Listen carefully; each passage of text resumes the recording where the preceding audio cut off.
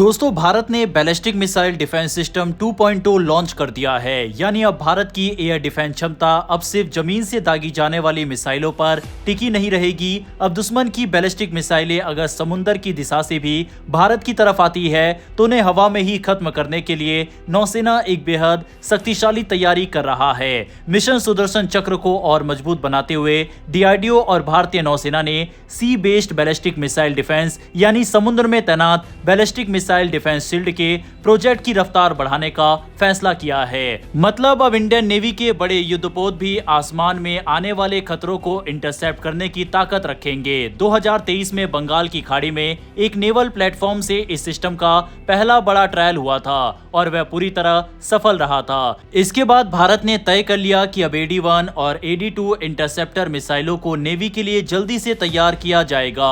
दोनों मिसाइलें अलग अलग ऊंचाइयों और अलग अलग फेज में उड़ने वाली दुश्मन की बैलिस्टिक मिसाइलों को निशाना बनाने की क्षमता रखती है। AD-1 का जमीन वाला वर्जन पहले ही बड़े शहरों की सुरक्षा के लिए टेस्ट हो चुका है, लेकिन उसका समुद्री वर्जन भारतीय युद्धपोतों के लिए तैयार किया जा रहा है। ये मिसाइल हाइपरसोनिक स्पीड यानी मैक 5 से ज्यादा की रफ्तार से उड़ती है और 100 किलोमीटर की ऊंचाई तक दुश्मन की मिसाइलों को मारकर गिरा सकती है। वहीं AD-2 इससे भी ज्यादा एडवांस इंटरसेप्टर माना जा रहा है। ये एक्सो एटमॉस्फेरिक इंटरसेप्टर होगा, यानी धरती के वातावरण से बाहर जाकर भी इनकमिंग मिसाइल को गिरा सकता है। उसकी स्पीड 6 मैक से ज्यादा बताई जा रही है और ये MIRV को भी री एंट्री से पहले नष्ट कर सकता है। इन इंटरसेप्टर्स को डीआरडीओ के ओवर द हॉरिजन रडार और short fish long range radar से जोड़ा गया है, जो 600 से 1500 किलोमीटर तक का एरिया स्कैन कर सकते हैं। यानी दुश्मन की मिसाइल लॉन्च होते ही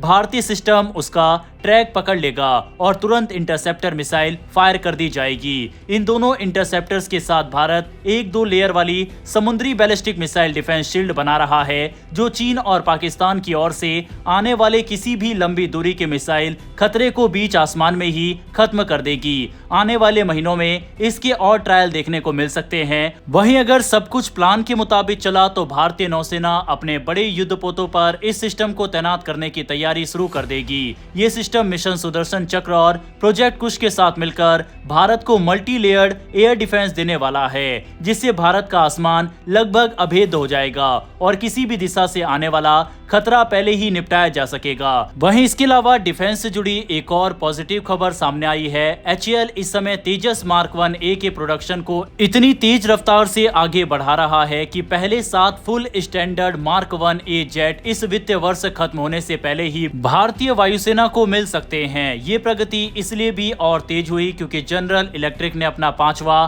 F404 IN-20 इंजन चुपचाप पुणे के ओवरहॉल सेंटर में हैंडओवर कर दिया, जिससे HAL की असेंबली लाइन बिना ब्रेक के चलती रहे।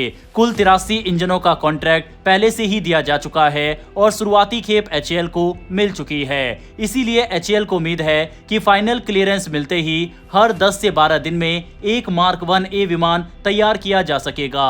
वहीं एयर टू एयर हथियारों के लगभग सभी बड़े ट्रायल पूरे हो चुके हैं। स्वदेशी अस्त्र मार्क 1 BVR मिसाइल हो या SRAM क्लोज कॉम्बैट मिसाइल, दोनों को कई बार तेजस मार्क 1A से दागा जा चुका है और सभी टेस्ट डायरेक्ट हिट और फुल एनवलप क्लियरेंस के साथ पास हुए हैं। इसके अलावा इजरायली डर्बी ER मिसाइल का इंटीग्रेशन भी पूरा माना जा रहा है, जिससे मार्क 1A की एयर कॉम्बैट क्षमता और मजबूत हो जाती है। अब आखिरी चरण सिर्फ एयर टू ग्राउंड हथियारों की क्वालिफिकेशन का बचा है। चित्रदुर्गा टेस्ट रेंज से 500 किलो क्लास के precision guided bomb, laser guided bomb और स्वदेशी 100 का लाइव प्रैक्टिकल इस्तेमाल किया जा रहा है। रिपोर्ट्स का कहना है कि सिर्फ कुछ ही टेस्ट पॉइंट बचे हैं और जनवरी 2026 के मध्य तक वह सारे रिकॉर्ड क्लोज कर दिए जाएंगे, जैसे ही CEMI LAC की ओर से वेपन सिस्टम क्वालिफिकेशन सर्टिफिकेट जारी होता है।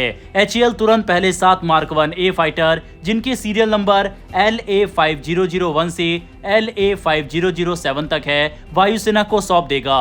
ये विमान पहले ही ग्रे कैमोफ्लाज में पेंट होकर फाइनल असेंबली हैंगर में तैयार खड़े हैं। सिर्फ आखिरी मंजूरी का इंतजार है। ये 7 विमान सीधे राजस्थान के नाल एयरफोर्स स्टेशन जाएंगे, जहां 18 squadron flying bullets mark 1A standard को ऑपरेट करने की तैयारी में जुटा हुआ है। ये वही स्क्वाड्रन है जिसने MiG-27 से तेजस ऑपरेशन में ट्रांजिशन किया था। मार्क 1A मिलने के बाद ये स्क्वाड्रन दुनिया की पहली पूरी तरह ऑपरेशनल तेजस मार्क 1A स्क्वाड्रन बन जाएगी। ये लड़ाकू विमान 4.5th जनरेशन प्लेटफॉर्म माना जाता है, जिसमें आईसा रडार, कम रडार सिग्नेचर और मॉडर्न इलेक्ट्रॉनिक वॉरफेयर सूट जैसी खूबियां शामिल है। इसी के साथ HAL 2-सीटर तेजस ट्रेनर की असेंबली पर भी तेजी से काम कर रहा है। अगर GE समय पर हर महीने इंजन सप्लाई करता रहा तो उम्मीद है कि मार्च 2026 से पहले 2 या 3 ट्रेनर जेट्स भी वायुसेना को सौंप दिए जाएंगे। बहरहाल DRDO और DRDO के वैज्ञानिकों के लिए कमेंट बॉक्स में एक जय हिंद जरूर लिखिएगा। साथ ही डिफेंस से जुड़ी ऐसी डेली वीडियो के लिए नीचे दिए गए सब्सक्राइब बटन को प्रेस कर बेल आइकन को जरूर दबा लें। फिर मिलेंगे ऐसी एक नई वीडियो के साथ। धन्यवाद। जय हिंद, जय भारत।